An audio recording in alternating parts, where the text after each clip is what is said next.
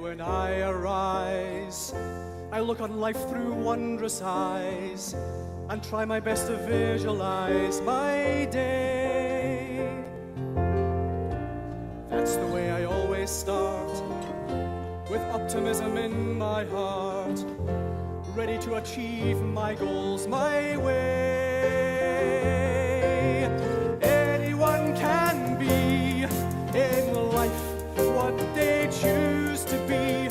All that I've achieved, you'll see, it's no mystery. It's there within the heart of man, somewhere in the heart of man.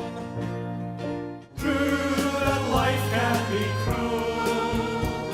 The steam looms came in, a mechanized renewal. Your father has named your work, son. The hand weaver's trade was surely sent to die, and so to America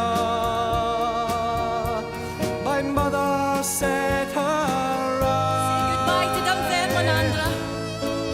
That was the day when summer reached its end. That was the time when life was hard, but I would pretend. On my father's health I saw the loss take its toll. On that day I swore on my soul I'd be in control. One day, me in control. Rabbits! I'm sorry? My first business venture. Oh, I see. I used to keep pet rabbits, and I would enlist the help of my friends to collect food for them. And in return, when the young were born, I would name them after each of my companions. I didn't have any money to pay them, and it seemed like a good bargain. And they seemed to go along with it as well. But it taught me that I could organize manpower. My material success in life has hung on this ability ever since. I may not know how to operate steam machinery, but I've tried to understand that much more complicated piece of mechanism, man. A natural entrepreneur. And what about on the voyage over? Well, I guess I'm also a natural survivor. My mother taught me resilience, to always find a way. I offered my help to the hard-pressed crew, and in return, they would allow me to join them in the sailor's mess on a Sunday. In this way, I could smuggle more food down below to my family. You see, from an early age, he worked out how to align himself with those in charge.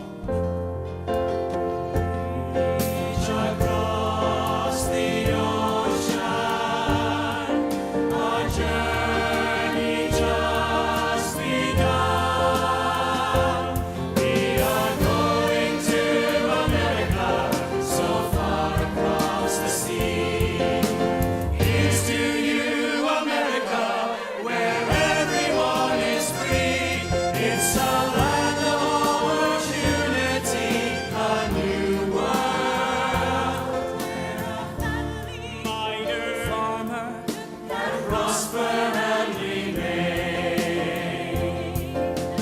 Going to America, so far across the sea, and life seems full of promise once again. And life seems full of promise once again.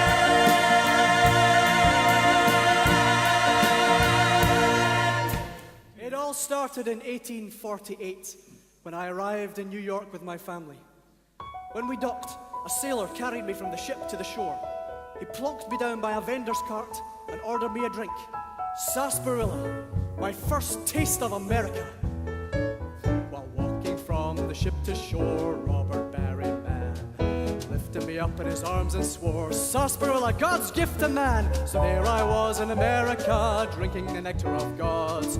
So my story began that day, never again at odds. Hallelujah for sarsaparilla in the home of the brave. Telegraph Railroad bridges steel, Telegraph Railroad bridges steel. Headed west to Pittsburgh town. I worked as a bobbin boy, then moved on to smoking the boiler, 12-hour days, no joy. In 1850 he moved jobs, Ohio Telegraph Co. Gained promotion in a year, by natural pro. Hallelujah for the telegraph to communicate. Telegraph Railroad bridges steel, Telegraph Railroad bridges steel. put all my eggs in one basket and watched. I had to take that chance with something, so I bet on all or nothing. By then I'd made my journey, learned from the outside world. I'd felt the need to get away. I tried another life.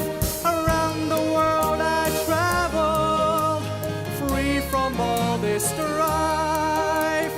With a fresh perspective, my troubles seem so few. Refreshed, I could begin again. I'd found my life anew.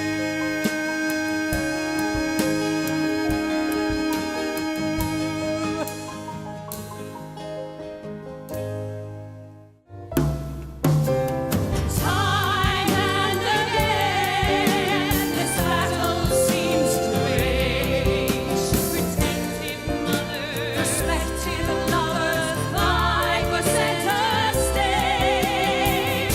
She is so long, is a structure for fear. So I not shout, her intentions are sincere. In 3 months, when we return, she thinks that I am far too young. It will reveal she is still the one he's fallen for.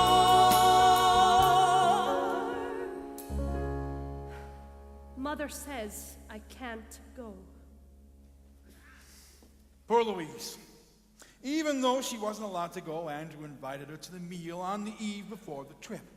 She had to sit through excited tales of the adventure to come, and all under the watchful gaze of Mrs. Carnegie. The trip to Great Britain was a great success and some of the finest days of our lives. I've fallen now, I'm sure. I gave my support. But I'm sure if I had been there, I could have resolved the situation without violence. The loss of life. I should have gone back. I never knew what hit with 8 others, then I fell at the homestead plant. We'll stand up and fight, Shouted out the Union men. fight for our rights. This mill is where we've always been. We're ready to fight and die for all our men, and no one's gonna tell us that we can't. The Pinkertons were beat, they retreated down the river, but the battle for the homestead was not won. The governor came in, he called the state militia, armed with the latest Gatling gun. They took over the plant, the battle at an end. The men would strike for months, but eventually they'd bend. The Union, no way, they'd accept a lesser pay, but their words can still be heard. Stand up and fight, shout it out, the Union men will fight for our rights. This mill is where we've always been. We're ready to fight. We fight and die as one, ready to fight for our jobs. Stand up and fight, shout it out, the Union men will fight for our rights. This mill is where we've always been. We're ready to fight. We fight and die as one. There's no going back. We'll never break or kneel. Our will is made of steel. Forever at the homestead land.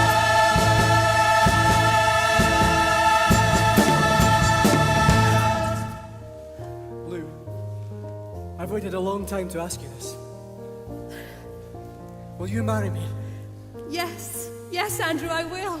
You have made me the happiest man alive, my love. Now, no matter what I do, this will always be the moment I treasure most in my life. And no matter where we go, you will be with me.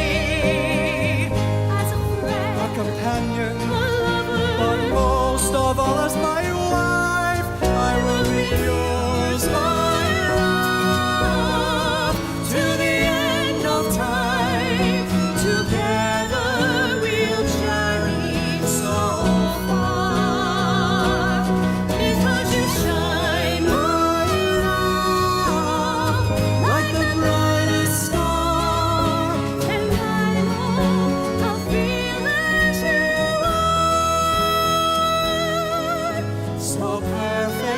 so peerless you are.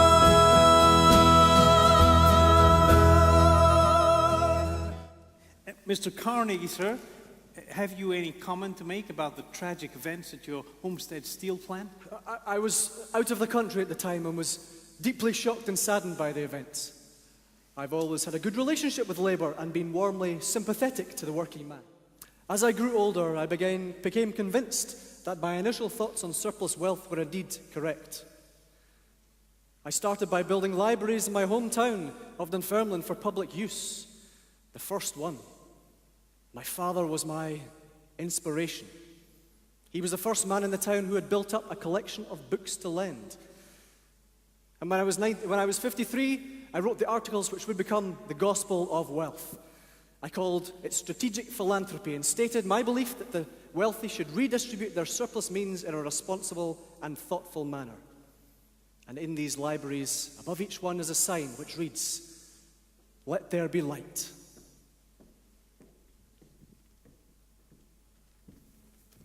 I'm home, Louise. Oh, Andrew, at last.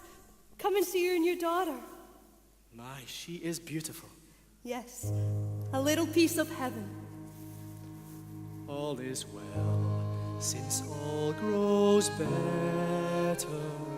The words I often say. All is well, since all grows better.